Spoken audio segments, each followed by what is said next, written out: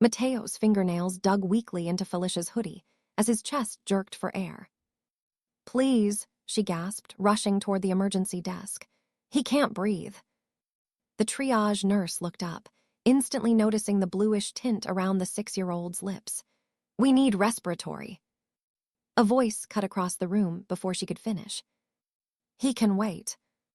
Dr. Eric Vale barely glanced up from the computer station. Calm, detached, like Felicia had interrupted his paperwork instead of carrying a child who sounded like he was drowning.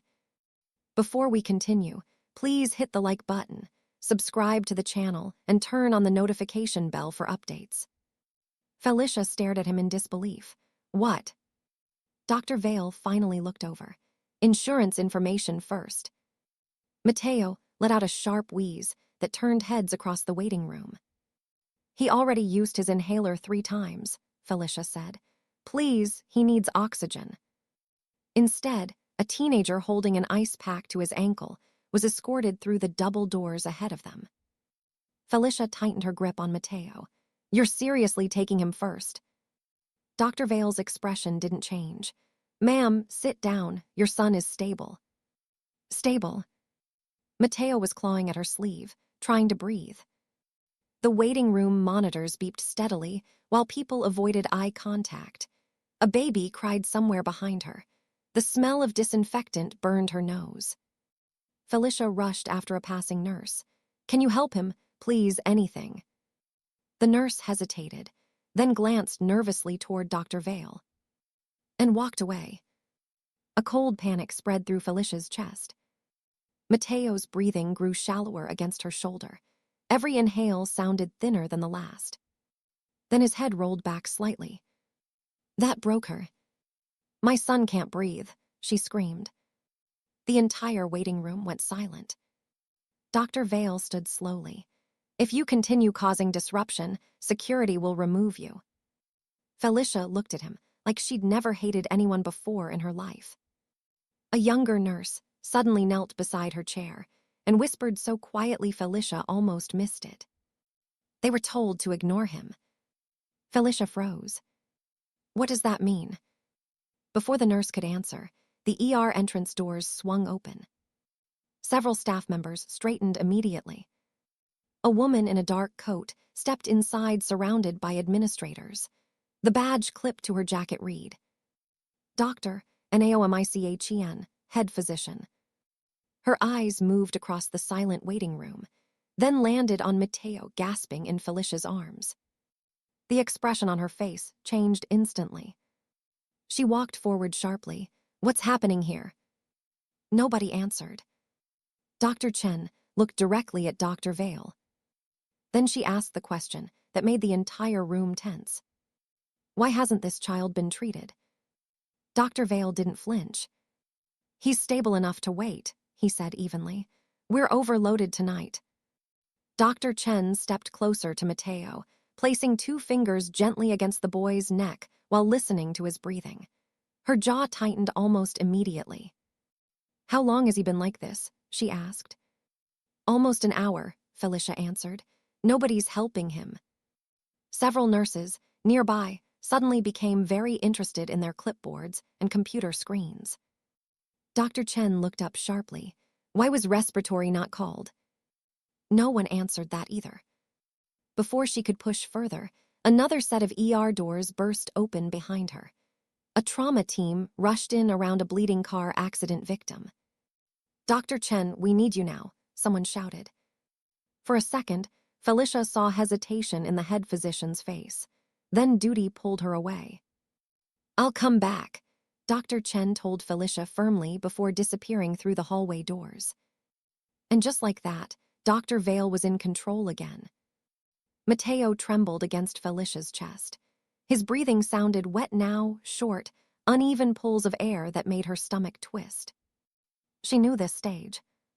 She'd seen it before when Mateo was 4, after an apartment mold problem triggered his worst asthma attack yet. Back then, paramedics had warned her never to ignore the signs once his lips started turning blue. Now a doctor was ignoring them on purpose. "Mom," Mateo whispered weakly, "am I gonna die?" Felicia grabbed his face gently. No, no, baby, look at me. Stay with me, okay? She stood abruptly and marched toward the nurse's station. You need to treat him now. Dr. Vale barely looked up. Ma'am, there are procedures for people in your situation. Felicia blinked. What does that mean? It means other patients are being prioritized appropriately. The wording hit her wrong immediately. Not medically wrong, financially wrong. A respiratory therapist, passing by, quietly slipped a disposable oxygen mask into Felicia's hand.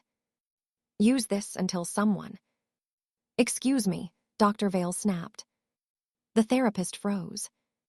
You do not administer equipment without authorization. The room went tense. Nobody defended the therapist. Nobody defended Mateo. Felicia looked around and realized something terrifying. These people were scared of him.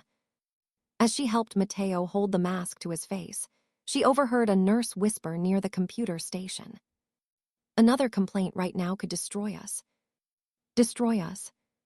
Before Felicia could process what that meant, Mateo's body suddenly went limp in her arms. His head dropped against her shoulder. A monitor somewhere nearby started shrieking. Code respiratory, move.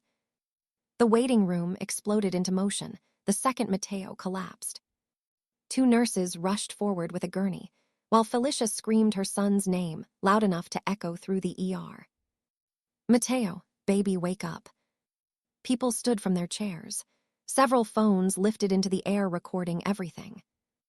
Only now, only after he stopped responding, did staff wheel him through the double doors. Felicia ran beside the gurney, crying openly. You ignored him. He's been like this the whole time. Dr. Vale stepped in front of her near the treatment bay entrance. Your son's condition worsened because you delayed bringing him in, he said coldly. Felicia stared at him in disbelief. What? You stated he used multiple inhaler treatments at home before arrival. You're blaming me. The accusation spread through the waiting room instantly. A few people watching exchanged uncertain looks. For one awful moment, Felicia felt the room turning against her. Then an older man near the vending machines pointed toward Dr. Vale. That kid looked bad when they came in, he said loudly. Everybody here saw it. Another woman raised her phone. I recorded the time they arrived. More voices joined in. He was gasping the whole time. They kept asking for help. You people walked past him. Dr. Vale's composure cracked slightly as attention shifted back toward him. At that moment, Dr. Chen returned from trauma intake and immediately sensed the tension filling the department. What happened? She demanded. Nobody answered fast enough. Felicia watched Dr. Vale lean toward a staff member near the computers and mutter quietly. Delete the intake timing confusion before administration sees it. Felicia froze. Delete. The nurse beside the computer looked pale. That was the first moment Felicia realized this wasn't just neglect anymore. It was cover-up. As Mateo was rushed deeper into the ER, a nurse hurried past Felicia in the hallway and grabbed her wrist briefly. This has been happening during financial review weeks, she whispered. Uninsured patients wait longer. Who told you that? The nurse immediately shook her head. I can't say anything else. I have kids too. Then she walked away before anyone noticed. Moments later, Dr. Chen stormed into Mateo's treatment room, scanned his chart, and looked furious. Transfer him to intensive respiratory care now, she ordered. Dr. Vale stepped forward. That's unnecessary. I wasn't asking. For the first time all night, Dr. Vale fell silent. Then security officers suddenly entered the ER. Felicia's heart jumped, thinking they were coming for her again. But they walked straight past her and surrounded the nurses' station computers.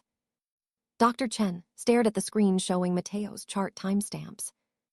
Then she turned slowly toward the entire department. Her voice cut through the room like glass. Who instructed this department to delay treatment based on insurance status? Hospital administrators flooded the ER within 20 minutes. Dark suits replaced scrubs near the nurses' station as security blocked access to several computers. Staff members who had ignored Felicia earlier now stood whispering nervously in corners.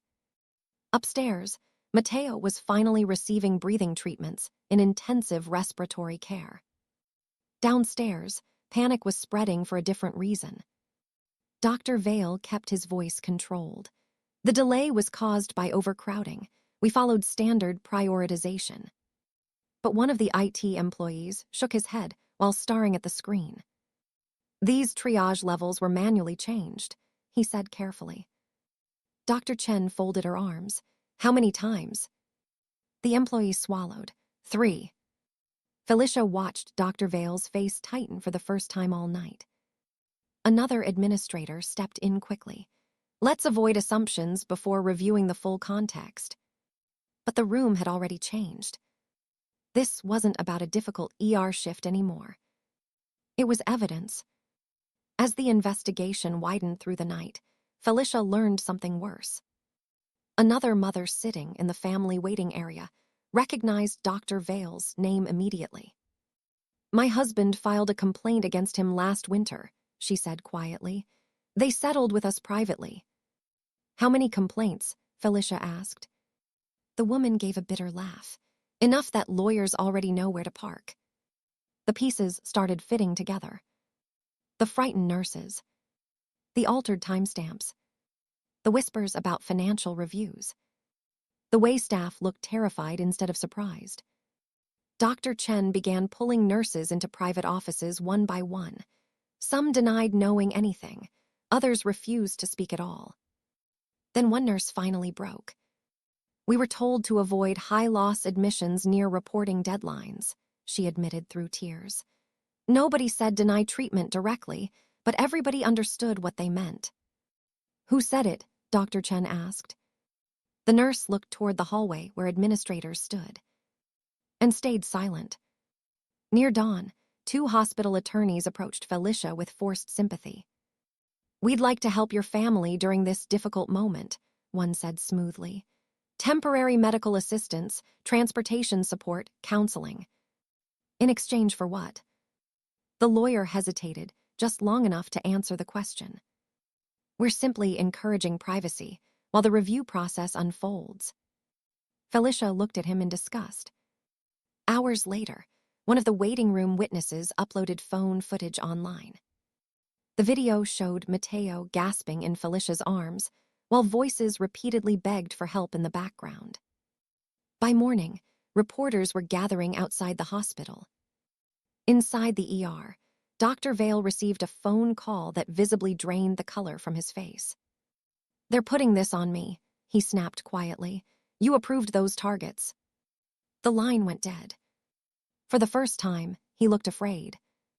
Then Dr. Chen entered from the records office, holding printed email archives recovered from backup servers. She read one page, stopped cold, and slowly looked up at Felicia. This goes far higher than Dr. Vale. By the next afternoon, Dr. Naomi Chen had seen enough. She sat across from Felicia in a private consultation room while reporters crowded the hospital entrance downstairs. Exhaustion lined her face, but so did anger. The emails confirm it, she said quietly. This wasn't one doctor making reckless decisions. Felicia held Mateo's small hand beside the hospital bed. Oxygen tubes still rested beneath his nose. What emails? Dr. Chen slid a printed page across the table. The language was careful, corporate, cold. Reduce non-recoverable emergency expenditures. Minimize high-loss admissions during quarterly review periods. Encourage transfer reassessment before stabilization whenever possible. Felicia stared at the words. They were delaying treatment on purpose. Dr. Chen nodded once. Not officially. Nobody wrote, ignore patients. But administrators created financial targets that rewarded departments for reducing uninsured emergency admissions before the hospital merger review. And Dr. Vale. He pushed those expectations harder than anyone, Dr. Chen said. He was being considered for department leadership. Another recovered email congratulated ER supervisors for lowering uncompensated respiratory admissions over 3 consecutive months. Mateo had become a number on a spreadsheet. Nothing more. Across the room, Mateo looked up weakly. "Mom." Felicia immediately leaned closer. "I'm here." His voice was raspy. "Why didn't that doctor help me?" The question hit harder than everything else combined. Felicia opened her mouth, but nothing came out at first. Finally, she kissed his forehead and held him tighter while tears rolled down her face. Outside the room, several nurses quietly admitted they'd suspected what was happening for months. One confessed she stayed silent because losing her job meant losing health care for her own children. Dr. Chen didn't defend them, but she understood the fear that kept people obedient. The waiting room footage exploded online that evening. Millions watched Mateo, struggling to breathe, while Felicia begged for help in the background. Public outrage came fast. By the end of the week, Dr. Eric Vale was suspended pending investigation. 2 hospital executives resigned after the leaked emails became public. State investigators opened inquiries into emergency treatment violations. Multiple former patients joined a class action lawsuit against the hospital. The hospital merger collapsed under public pressure, costing the administration millions. And the same woman's security, once threatened to remove from the waiting room, became the key witness exposing everything. Felicia gave testimony to investigators, reporters, and medical review boards. Advocacy groups helped cover Mateo's treatment costs, while other families came forward with similar stories. Meanwhile, Dr. Chen implemented independent triage oversight policies that prevented doctors from altering emergency priority levels without review. Months later, Felicia sat inside a hearing room during Dr. Vale's disciplinary review. He looked smaller now, tired, defensive. "You don't understand the pressure we were under," he said. "Everyone followed the same system." Felicia met his eyes calmly. "Pressure didn't force you to walk away from a child struggling to breathe." The room fell silent, exactly like the ER had that night. A few months later, Mateo had another asthma flare-up during school. This time, at a different hospital, nurses rushed him into treatment immediately. No questions about insurance, no waiting. Felicia stood beside his bed realizing something had changed inside her too. She no longer apologized for demanding help. And she never stayed quiet when someone in power told her to wait. The doctor said her son could wait, but exposing the truth ensured no child there would ever be ignored again.